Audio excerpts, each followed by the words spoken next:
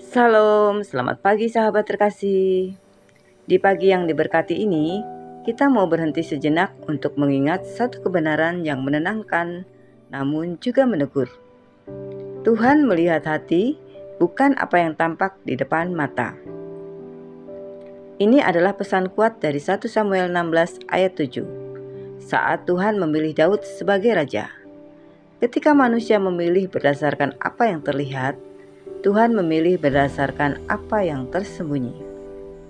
Pagi ini, mari kita membuka hati, karena mungkin selama ini kita hidup terlalu sibuk memperbaiki apa yang terlihat, tetapi lupa memperhatikan apa yang Tuhan lihat.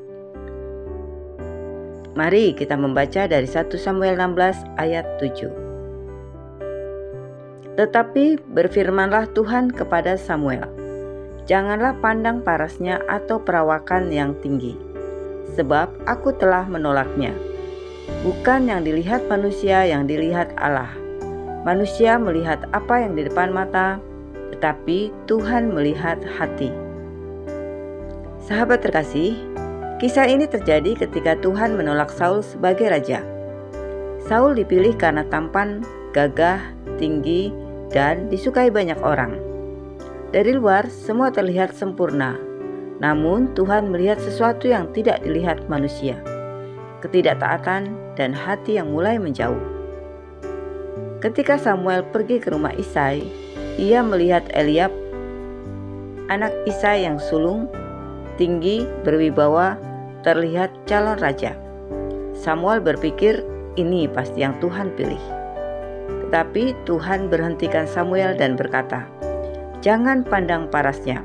Manusia melihat apa yang di depan mata, tetapi Tuhan melihat hati. Lalu Tuhan memilih Daud, anak bungsu. Tidak diperhitungkan, bahkan tidak dipanggil untuk menghadiri pemilihan itu.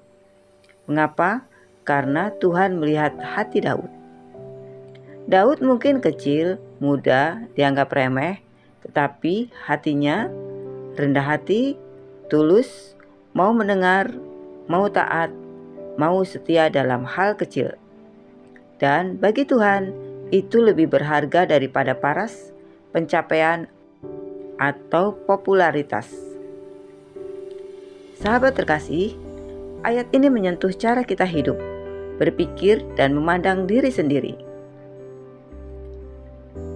Yang pertama, Tuhan melihat ketulusan, bukan penampilan.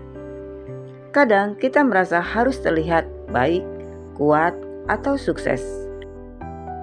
Tetapi Tuhan melihat apa yang tidak pernah bisa kita poles, yaitu ketulusan hati. Ada orang hidup terlihat rohani, tetapi hatinya jauh. Ada orang hidup sederhana, tidak menonjol, namun hatinya seperti Daud, lembut dan mau taat.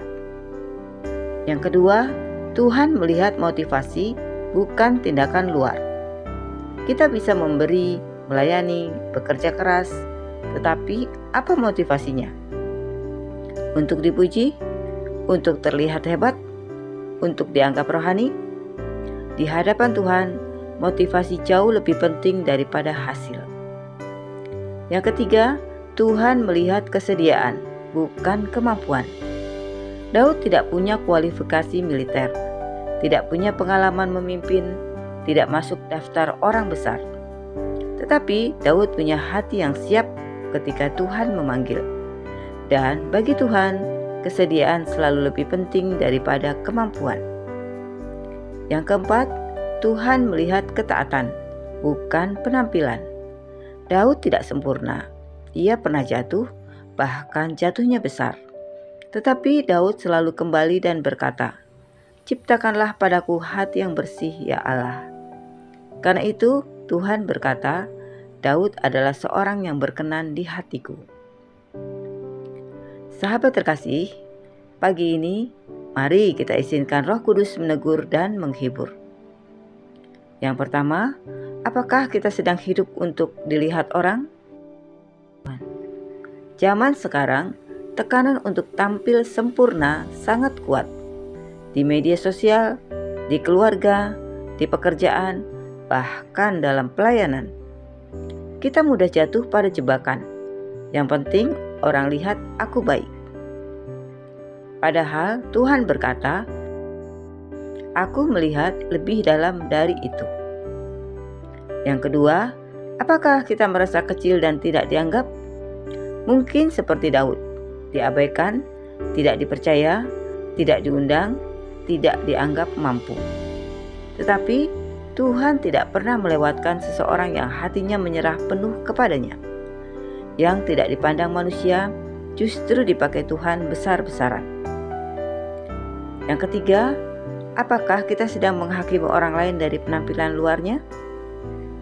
Manusia mudah cepat menilai siapa yang pantas, siapa yang hebat, siapa yang berhasil, siapa yang gagal. Tetapi Tuhan melihat sesuatu yang mata kita tidak mampu lihat. Pagi ini Tuhan mengingatkan, berhenti menilai hanya dari apa yang kelihatan. Yang keempat, Tuhan bekerja dalam hal-hal kecil. Daud setia menjaga kambing domba. Tidak ada orang yang melihat, tapi Tuhan memperhatikannya. Hal kecil yang kita lakukan dengan hati yang benar, itulah yang membuat Tuhan tersenyum. Sahabat terkasih, mari kita terapkan firman Tuhan ini dalam kehidupan sehari-hari. Yang pertama, jaga hati lebih dari apapun. Amsal 4 ayat 23 berkata, jagalah hatimu dengan segala kewaspadaan. Persoalan dalam hidup bermula dari hati yang tidak dijaga. Cara menjaga hati yaitu doa setiap pagi, mengaku salah dengan rendah hati, tidak menyimpan kepahitan, dan merenungkan firman setiap hari. Yang kedua, mari kita periksa motivasi sebelum melakukan sesuatu. Yang ketiga, setia dalam hal kecil. Daud dilatih bukan di istana, tetapi di padang. Mungkin panggilan kita hari ini bukan hal besar, tapi setialah di sana, karena Tuhan melihat. Yang keempat, mari kita belajar melihat orang lain dengan mata Tuhan. Pandang dengan kasih, pandang dengan anugerah, pandang tanpa menghakimi. Ketika kita belajar melihat seperti Tuhan, hati kita jadi lebih lembut, lebih penuh kasih, dan lebih serupa dengan Kristus. Sahabat terkasih, mari kita berdoa bersama. Bapa yang Maha Baik, terima kasih karena pagi ini Engkau mengingatkan kami bahwa Engkau tidak melihat seperti manusia melihat. Engkau menembus penampilan luar dan melihat hati kami. Ajari kami untuk hidup dengan ketulisan, motivasi yang murni, dan kesediaan untuk taat. Berikan kami hati seperti Daud, hati yang lembut, hati yang percaya, hati yang setia. Dan ajari kami juga melihat orang lain dengan kacamata-Mu, penuh kasih, penuh pengertian, dan tanpa menghakimi. Kami serahkan hari ini kepadamu. Dalam nama Tuhan Yesus Kristus, kami berdoa dan mengucap syukur. Amin. Sahabat terkasih, terima kasih sudah bersama-sama merenungkan firman Tuhan pagi ini. Jika firman ini menguatkan hatimu, jangan lupa untuk klik like, komen, share, dan subscribe ya, supaya semakin banyak orang dikuatkan oleh firman Tuhan. Sampai jumpa di renungan pagi berikutnya. Selamat beraktivitas, Tuhan Yesus memberkati.